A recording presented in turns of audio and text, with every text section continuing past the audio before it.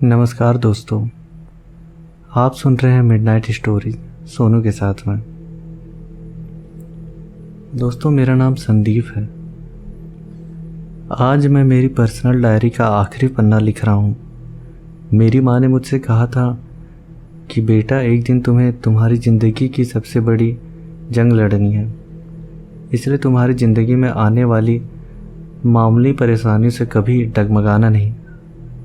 और आज ही का वो दिन है जब मुझे अपनी जंग लड़नी है और उसे जीतनी है। मैं इंतज़ार कर रहा हूँ कि सूरज कब निकले। मैं सूर्योदय देखना चाहता हूँ आखिरी बार। अगर मैं आज उस शैतान को रोकने में नाकामयाब होता हूँ तो हो सकता था वो पूरे गांव को निकल जाए। साल है 1858। मुझे मुंबई के बॉयज़ हॉस्टल में दादाजी का खत मिला। खत में लिखा था कि मुझे अहमदनगर में वडनेर नाम के गांव में उन्होंने तुरंत बुलाया है। मैं वहां शाम को 7 बजे बस स्टैंड पहुंचा, पर मुझे लेने के लिए बाबू काका आए थे। स्टैंड पूरा सुनसान था। लग रहा था वहां कोई रहता है भी कि नहीं। बाबू काका मुझे ले जाने के लिए घोड़ा गाड़ी लाए थे। वो मेरी उनसे पहली मुलाकात थी, क्योंकि मेरे जन्म के बाद दादाजी ने मुझे माता पिता के साथ गांव से दूर भेज दिया था। मुझे देखते ही बाबू काका मेरे पास आकर बोले, आप छोटे सरकार हो ना, पाटिल घराने के? मैंने कहा, हाँ मैं ही हूँ। बाबू काका ने कुछ ही मिनटों में मेरा सारा सामान घोड़ा गाड़ी में रख दिया। थोड़ी देर में हम दोनों निकल पड़े हमारी पुश्तैनी हवेली की तरफ।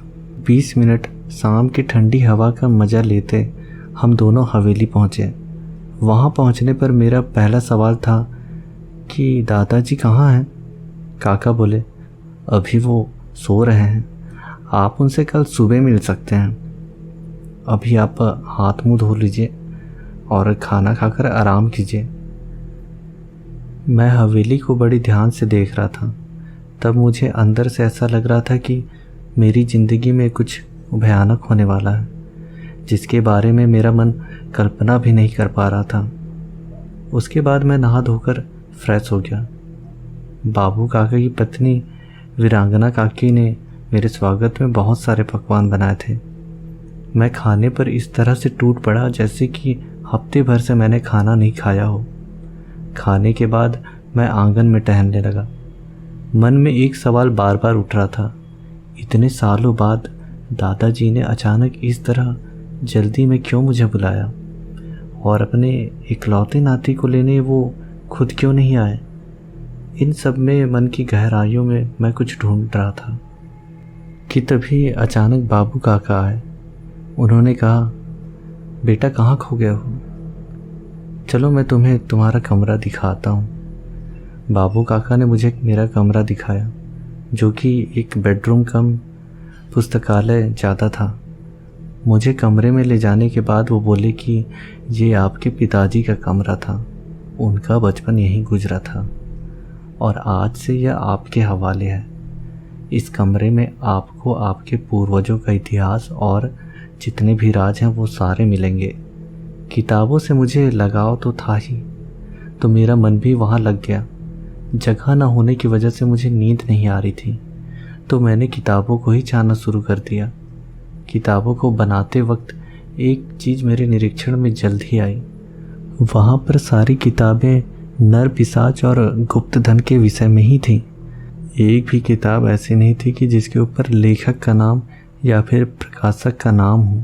सारी किताबें हाथ से ही लिखे हुए थे और सबके कवर पर भी हाथ से ही चित्र निकाले हुए थे। उन किताबों की अलमारी को चेक करते करते जब मैं अलमारी के निचले हिस्से की आखिरी किताब को निकाला, तभी ज़मीन पर अचानक से एक दरवाज़ा खुल गया। अचानक से खुलने वाले दरवाजे की वजह से मैं हड़बड़ा सा गया था।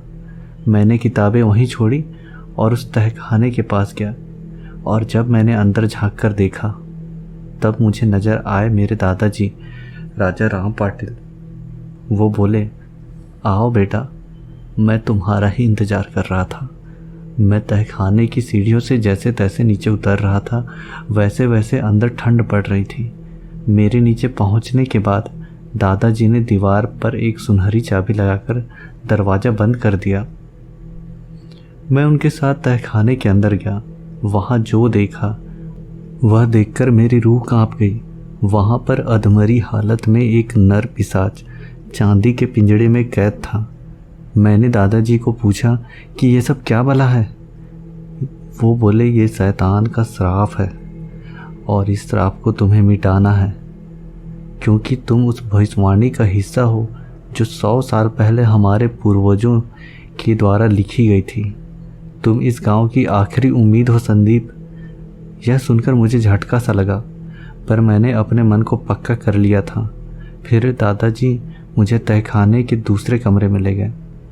उन्होंने मेरी आंखों में देखा और बोले, संदीप तुम कुछ पूछो इससे पहले ही मैं तुम्हें पूरी कहानी बताता हूँ। हम दोनों एक चबूतरे पर बैठ गए और दादाजी ने कहानी बताना शुरू किया। उन्होंने कहा, आज से ठीक 100 साल पहले वडनेर एक हंसता खेलता बढ़ती आबादी वाला गांव था। सब तरफ खुशहाली थी। तुम्हारे परदादा गांव के सबसे अमीर और बुद्धिमान आदमी थे। सभी उनकी बहुत इज्जत करते थे। इस गांव पर कोई भी आपत्ति आए तो सबसे पहले तुम्हारे परदादा यशवंतराव पाटिल मदद के लिए आगे आते थे। सब कुछ सही चल रहा था, पर एक दिन सुबह यशवंतराव और उनके छोटे भाई संग्राम दादा खेत में खुदाई कर रहे थे। उसी वक्त यशवंतराव को एक बड़ा संदूक मिला जिस पर चांदी के अक्षरों में कुछ लिखा हुआ था, पर वो भाषा उनको पढ़ने नहीं आती थी। संदूक पर चांदी का ताला भी था और उस पर खतरे को दर्शाने वाला चिन्ह था। उस वक्त यशवंतराव जी को अंतरात्मा से चेतना मिल रही थी कि वह संदूक मुसीबत है। उन्होंने वो संदूक फिर से वहीं दफनाना चाहा, पर उनके भाई संग्राम उनकी सुनने वालों में से नहीं थे। उसे गुप्त धन पाने की गहरी तमन्ना थी, इसलिए वह संदूक अपने हवेली के भीतर जबरदस्ती लाया और दिन रात उसी संदूक को खोलने की कोशिश करने लगा। पर संग्राम की हर कोशिश नाकाम रही। यशवंतराव अपने भाई की इस हरकत से नाराज से ज़्यादा चिंतित थे। उन्होंने उन्हें इस बात का पूरा अंदाज़ा लगाया था कि वह संदूक अगर खुल गया तो कोई बड़ी आफत आना तय है। फिर यशवंतराव ने अपने पूरे परिवार को आगाह किया, उन्हें सावधान किया कि कोई भी उनके आदेश के बिना संग्राम के कमरे में कदम भी नहीं रखेगा। यशवंतराव ने संग्राम से बात करने की कोशिश भी की, पर कोई फ़ायदा नहीं हुआ। संग्राम अब बदल सा गया था। उसने खाना पीना छोड़ दिया था। यशवंतराव अब परेशान से रहने लगे थे, क्योंकि संग्राम उस मनहूस संदूक के हवाले हो गया था। एक दिन दोपहर को यशवंतराव ध्यान करने बैठे थे, तभी उनकी पत्नी आशा ताई यानी कि तुम्हारी परदादी उनके पास आई और डरे हुए लहजे में बोली कि संग्राम को मैंने बिल्ली की गर्दन से खून पीते हुए देखा है। अपनी पत्नी की कही बात पर यशवंतराव ने कोई प्रतिक्रिया नहीं दी। वह बोले कि अब वह हमारा संग्राम नहीं रहा। फिर उसी शाम को हवेली के ऊपर बहुत सारे चमगादड़ मंडराने लगे थे। वातावरण में अजीब सी नकारात्मक ऊर्जा महसूस होने लगी थी। वो रात पूरे परिवार ने पूजा घर में ईश्वर के नाम स्मरण में बिताई। अगले दिन ही यशवंतराव ने संग्राम को उस संदूक के साथ हवेली से बाहर निकाल दिया। और कहते हैं ना, शैतान को उसके जैसे शैतानों का सहारा मिल जाता है। उसी तरह गांव में संग्राम के कुछ समर्थक भी थे जो उसके साथ जुआ और शराब खाने में वक्त बिताया करते थे। वह सब किसी भेड़ की झुंड की तरह उसके साथ चले गए और उन्होंने गांव की लक्ष्मण रेखा के बाहर चमगादड़ पहाड़ी पर एक प्राचीन गुफा को अपना शैतानी ठिकाना बना लिया। जब वह सब पहाड़ी पर चले गए तब कुछ दिनों तक तो सब ठीक चलता रहा, पर उसके बाद में गांव वालों के गाय, भैंस, बैल, बकरियां गायब होने लगे।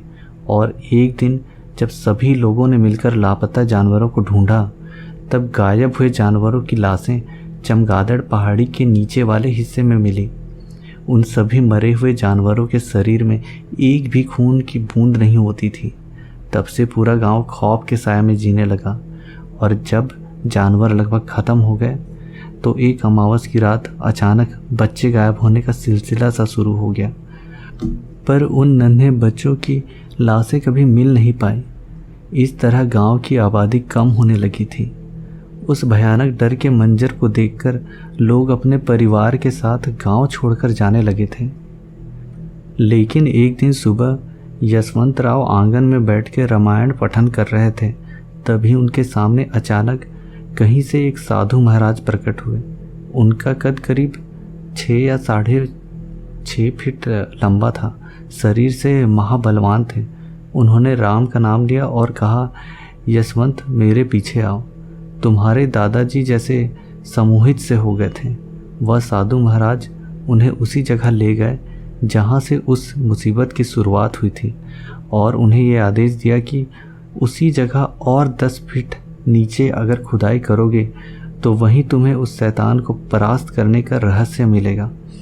पर इस बार तुम सिर्फ उसे कैद कर पाओगे, क्योंकि उस शैतान का अंत समय ने तुम्हारे परपोते के हाथों से लिखा है और यही विधि का विधान है। इतना कहकर वो बलवान साधु वहाँ से चले गए। जब यशवंतराव ने वहाँ 10 फीट खुदाई की तब उन्हें एक चांदी के सितारे की आकार का संदूक मिला। उन्होंने उस संदूक को घर लाया और पूजा विधि करने के बाद ही खोला। उसमें उन्हें चांदी के 3 खंजर, चांदी के चेन और एक किताब मिली। किताब संस्कृत में थी और यशवंतराव संस्कृत भाषा जानते थे। उन्होंने उस किताब को खोला और पढ़ा। उसमें लिखा था कि चंद्र ग्रहण की रात को उस शैतान को आज़ाद करने की विधि पूरी की जाती है। उसके लिए एक कुंवारी लड़की को बलि देकर उस शैतान को आज़ाद किया जाता है। अगर उसे रोका नहीं गया तो वह शैतान सारे इंसानों को अपनी तरह पिशाच बना देगा और इस बला को रोकने के लिए उसे चांदी की रोशनी के नीचे चांदी के खंजर से उसके दिल पर वार करना होगा। परंतु एक खंजर से केवल एक ही बार शैतान पर वार किया जा सकता है। ये सब पढ़ने के बाद यशवंतराव चिंतित हो उठे, क्योंकि चंद्र ग्रहण उनके दूसरे दिन ही था। यशवंतराव ने सरपंच पर भरोसा करके कुछ खास मित्रों की सभा बुला के एक योजना बनाई। सबसे पहले उन्होंने गांव में मौजूद हर एक कुंवारी लड़की को गांव से दूर भेज दिया।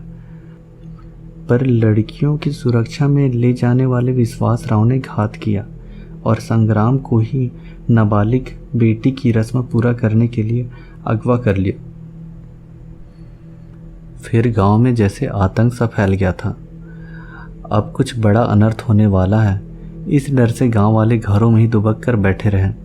उस वक्त यशवंतराव के लिए चुनौती दुगनी हो गई थी। अब तक सामना भाई से था, अब शायद साक्षात नर पिशाच से होने वाला था। उस चांदी के संदूक में चांदी के 3 खंजर में से यशवंतराव ने एक अपने पास रख लिया और शैतान को बंदी बनाने के लिए उस संदूक में एक चांदी की चेन थी, वो भी उन्होंने साथ में रख ली। रात को चंद्र ग्रहण 12 बजे से 1 बजे तक चलने वाला था। उन्होंने अकेले ही जाने का निर्णय लिया। जाने से पहले उन्होंने मुझे नज़दीक बुलाया और साधु महाराज की भविष्यवाणी के बारे में समझाया और अंत में इस गुप्त तहखाने की चाबी और वह दिव्य चांदी का संदूक मेरे हाथ में देकर निकल पड़े अकेले ही शैतान को रोकने। दोस्तों, ये इस कहानी का पहला भाग था। अगला भाग कुछ ही दिनों में आएगा। तो दोस्तों, ये कहानी आपको कैसी लगी मुझे कमेंट्स पर ज़रूर बताएं।